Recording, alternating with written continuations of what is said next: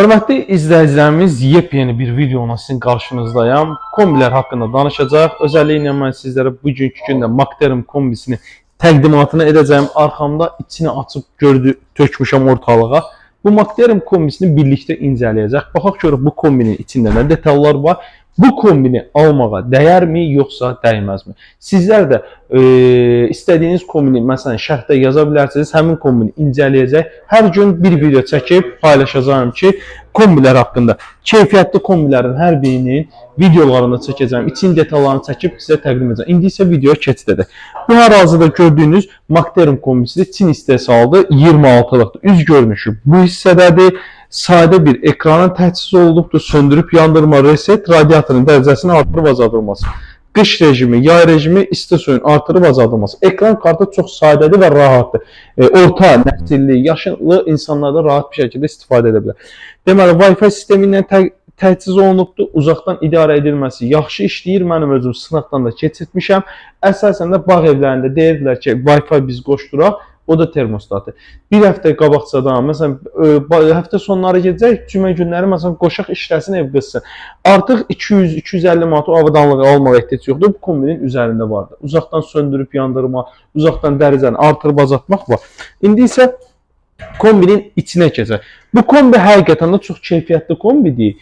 Nəyinə görə? İtalyan kombiləri ilə Çin istehsalı olan bu kombi İtalyan kombilərinə rahat bir şəkildə yarışa biləcək bir kombidir.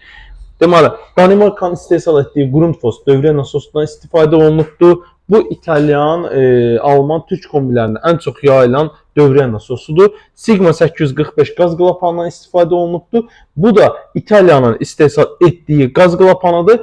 Qazın açılması və tənzimlənməsində ən yaxşı istifadə olunanlardan biridir. Baxi, İmergaz və dünyada və Türkiyədə dəmirdöküm, ECA, Almaniyada Viesman olsun və boş kombilərində ən çox istifadə olunan qaz qlapanlarından biridir. Və keçirik içəri hissəsinə.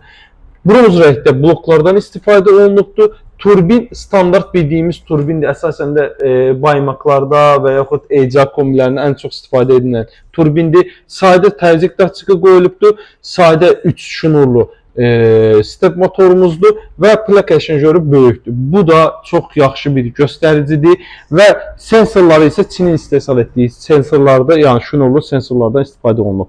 26'lıq kombidir. 1, 2, 3, 4, 5, 6, 7, 8, 9, 10, 11, 12, 13, 13 ədəd farsunkadan istifadə olunubdur və 27 santim ana eşanjördür. Bu da çox yaxşı bir göstəricidir. 24'lük kombidə minimum 11 ədəd farsunka olmalıdır. Burada 26'lıq kombidə 13 ədəd farsunkası var. Sohon'un Çinin istehsal etdiyi fan motorudur. Sohon Çində istehsal olunan ən böyük fan şirkətlərindən biridir və genləşmə çayında çox keyfiyyətli genləşmə çayındır. Bir sözü ilə, mənim fikrimi soruşsanız, bu kombini almağı tövsiyə edərəmmi?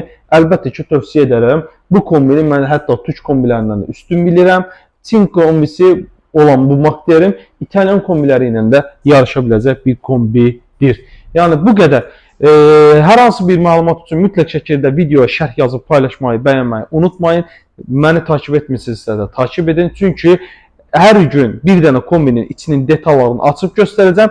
Müsbət və mənfi tərəfi nədir? Onlar haqqında sizinlə danışıb və fikirlərimi bölüşəcəyim.